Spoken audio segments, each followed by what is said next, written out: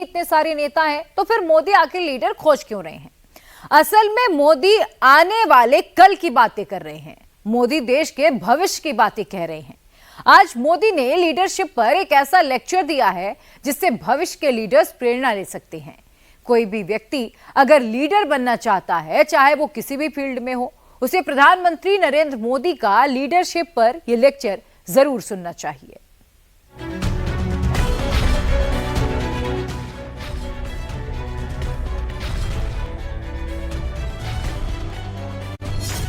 नरेंद्र मोदी अपनी पार्टी की लीडरशिप का चुनाव कैसे करते हैं? नरेंद्र मोदी का मुख्यमंत्री बनाने का क्राइटेरिया क्या है? नरेंद्र मोदी की टीम में आने के लिए नेता में क्या क्या होना चाहिए? साथियों, हमें ऐसे लीडर्स बनाने होंगे जो ट्रेंड बनाने में ही नहीं, ट्रेंड सेट करने के लिए काम करने वाले हो। ऐसी लीडरशिप जरूरी है जो हर एस्पेक्ट में वैसी हो जो भारत के नेशनल विजन को रिफ्लेक्ट करे, उसके हिसाब से कंडक्ट करे। देश में 14 राज्यों में इस वक्त बीजेपी के मुख्यमंत्री हैं। जरा एक नजर बीजेपी के मुख्यमंत्रियों की उम्र पर डाल लीजिए। अरुणाचल प्रदेश के मुख्यमंत्री पेमा खांडू 37 साल की उम्र में सीएम बने, अभी 45 के हैं। इसी तरह से योगी आदित्यनाथ 45 की उम्र में मुख्यमंत्री बने, अभी 52 वर्ष के हैं। पुष्कर सिंह धामी 46 साल की उम्र में उत्तराखंड के मुख्यमंत्री बने, अभी 49 के हैं। गोवा के सीएम प्रमोद सावंत 46 साल की उम्र में मुख्यमंत्री बने, अभी 51 वर्ष के हैं। दिल्ली की मुख्यमंत्री रेखा गुप्ता सिर्फ 50 साल की हैं। ओडिशा के मुख्यमंत्री मोहन चरण मांझी सिर्फ 53 साल के हैं। असम के सीएम हिमंता बिस्वा शर्मा 53 की उम्र में सीएम बने, अभी 56 के हैं।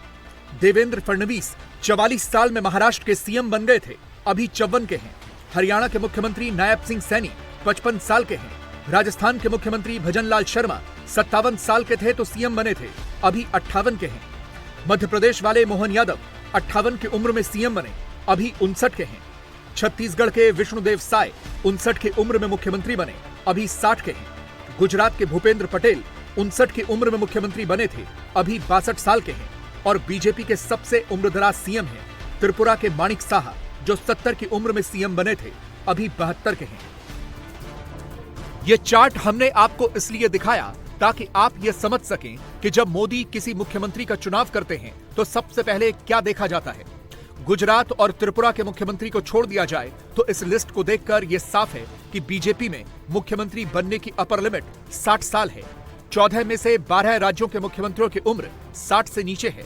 यानी पहला क्राइटेरिया तो उम्र है, लेकिन मुख्यमंत्री चुनने के लिए दूसरा, तीसरा, चौथा और पांचवा क्राइटेरिया क्या है? व्यक्ति निर्माण से राष्ट्र निर्माण, जन से जगत, जन से जग, एक तरह से भारत का पूरा विजन, पूरा फ्यूचर एक स्ट्रांग लीडरशिप जनरेशन पर निर्भर होगा।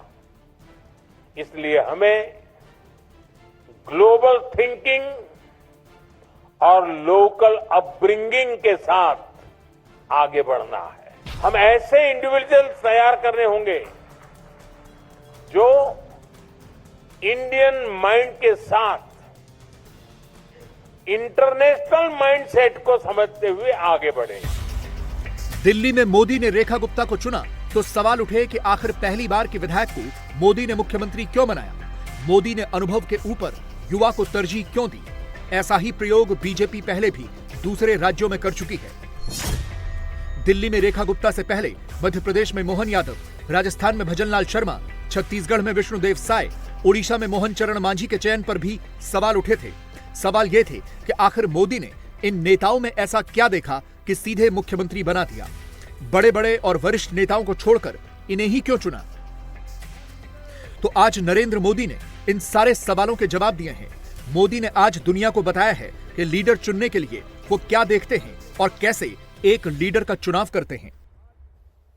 जब हम एक लक्ष्य के साथ आगे बढ़ते हैं, मिलकर प्रयास करते हैं, तो नतीजे भी अद्भुत मिलते हैं। जब कॉमन गोल बड़ा होता है जब आपका पर्पज बड़ा होता है, ऐसे में लीडरशिप भी विकसित होती है, टीम स्पिरिट भी विकसित होती है। लोग खुद को अपने गोल्स के लिए डेडिकेट कर देते हैं। जब कॉमन गोल होता है, एक शेयर्ड पर्पज होता है, तो हर इंडिविजुअल की बेस कैपेसिटी भी बाहर आती है। और इतना ही नहीं, वो बड़े संकल्प के अनुसार अपनी कैपेबिलिटीज बढ़ाता भी है। और इस प्रोसेस में एक लीडर डेवलप होता है। उसमें जो क्षमता नहीं है, उसे वो एक्वायर करने की कोशिश करता है, ताकि और ऊपर पहुंच सके। प्रधानमंत्री नरेंद्र मोदी के शब्दों पर गौर कीजिए। मोदी क्या कह रहे हैं? मोदी कह रहे हैं कि जब आपका उद्देश्य बड़ा होता है तो फिर लीडरशिप विकसित होती है। जब एक शेयर्ड पर्पस यानी कि जब सबका साझा उद्देश्य होता है तो व्यक्ति अपनी क्षमता से बाहर आता है। जब संकल्प बड़े होते हैं तो फिर व्यक्ति अपनी क्षमता को बढ़ाता है और फिर इसी प्रक्रिया में एक नया लीडर बनता है। अब मोदी की कही इन बातों को जरा उन राज्यों में अप्लाई कीजिए जहां मोदी ने नई लीडरशिप देने का प्रयोग किया है। उदाहरण के तौर पर दिल्ली, जहां बीजेपी की 27 सालों के बाद जीत हुई तो फिर उद्देश्य बड़ा हुआ, इसीलिए नई लीडरशिप दी। मोदी जानते हैं कि जिन भी नए नेता पर वो दांव लगाएंगे वो अपने आप को साबित करने के लिए भरपूर मेहनत करेगा, कोई कसर नहीं छोड़ेगा। लेकिन लीडर चुनने के लिए मोदी का सिर्फ यही क्राइटेरिया नहीं होता। मोदी न सिर्फ अपनी पार्टी के भविष्य के लिए सोचते हैं बल्कि देश के भविष्य के लिए भी सोचते हैं। इसीलिए मोदी की नजर में नेता वो होना चाहिए जो स्वयं से पहले देश के लिए सोचे, जो विकसित भारत की यात्रा में मोदी का पूरा साथ दे, जो ग्लोबल अप्रोच तो रखता हो लेकिन साथ ही लोकल सोच का भी हो, जो ऐसा काम करे जिसे आने वाले 50 सालों तक पीढ़ियां याद रखें। नरेंद्र मोदी के लीडर की यही क्वालिटी होनी चाहिए। नेशन बिल्डिंग के लिए बेहतर सिटीजन्स का डेवलपमेंट जरूरी है। व्यक्ति निर्माण से राष्ट्र निर्माण, जन से जगत, जन से जग, ये किसी भी ऊंचाई को प्राप्त करना है, विशालता को पाना है, तो आरंभ जन से ही शुरू होता है। हर क्षेत्र में बेहतरीन लीडर्स का डेवलपमेंट बहुत जरूरी है और समय की मांग है। और इसलिए the school of ultimate leadership की स्थापना विकसित भारत की विकास यात्रा में एक बहुत महत्वपूर्ण और बहुत बड़ा कदम है। मोदी की इस स्पीच से आज ये भी झलक मिली है कि कहीं मोदी अपना उत्तराधिकारी तो नहीं खोज रहे हैं। मोदी को अगर अपना उत्तराधिकारी बनाना हो तो उसके अंदर कौन सी खूबियां तलाशेंगे। देश की चुनौतियां तो हैं ही, लेकिन आने वाले समय में जो भी भारत का प्रधानमंत्री बनेगा उसे ग्लोबल चुनौतियों से भी निपटना होगा, वो भी एक ऐसे दौर में जब भारत ग्लोबल लीडर के तौर पर अपनी एक नई पहचान बना रहा है। जरा इस वक्त की ग्लोबल परिस्थितियों पर नजर डालिए। दुनिया में रूस यूक्रेन का युद्ध चल ही रहा है। अमेरिका भारत जैसे विकासशील इकोनॉमी पर एक्स्ट्रा टैरिफ लगाने की बातें कर रहा है। आगे बढ़ता हुआ चीन लगातार भारत को चुनौती पेश कर रहा है और डिप्लोमेटिकली भारत की कनाडा से भी दिक्कत चल रही है। इसीलिए मोदी को अपने उत्तराधिकारी के तौर पर एक ऐसा नेता चाहिए जो ग्लोबली इन सारी समस्याओं का समाधान कर सके, लेकिन भारत के हितों को ऊपर रखते हुए, जो भारत के हितों से बिल्कुल भी समझौता नहीं करे। आज भारत एक ग्लोबल पावर हाउस के रूप में इमर्ज हो रहा है। ये मोमेंटम, ये स्पीड और तेज हो, हर क्षेत्र में हो, इसके लिए हमें वर्ल्ड क्लास लीडर्स की, इंटरनेशनल लीडरशिप की जरूरत है। मोदी के लिए चुनौतियां सिर्फ इंटरनेशनल लेवल पर ही नहीं हैं, बल्कि नेशनल लेवल पर भी हैं। वैसे तो मोदी के सामने ऑपोजिशन कमजोर है, लेकिन फिर भी एक होकर यही विपक्ष ऐसा भ्रमजाल फैला सकता है जिससे न सिर्फ राजनीतिक नुकसान होता है, बल्कि देश का भी नुकसान हो सकता है।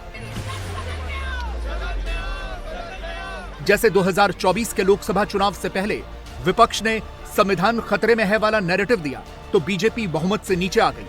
लेकिन कई बार यह डिसरप्टिव यानी कि विध्वंसकारी राजनीति देश का भी नुकसान करती है। जैसे भारत ने पाकिस्तान के खिलाफ सर्जिकल स्ट्राइक की तो इस देश के बहुत से नेताओं ने सबूत मांग लिए।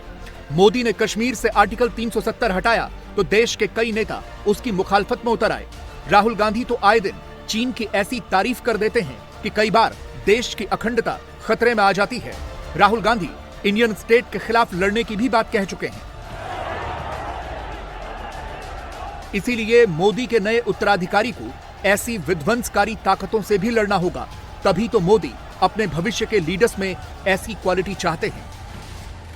आने वाले समय में इस संस्थान से ऐसे लीडर्स निकलेंगे जो डिसरप्टिव चेंजेस के बीच काम करने को तैयार होंगे।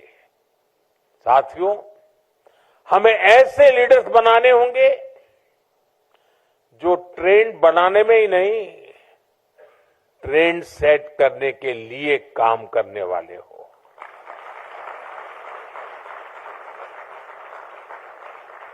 आने वाले समय में जब हम डिप्लोमेसी से टेक इनोवेशन तक एक नई लीडरशिप को आगे बढ़ाएंगे तो इन सारे सेक्टर्स में भारत का इन्फ्लुएंस और इम्पैक्ट दोनों कई गुना बढ़ेंगे।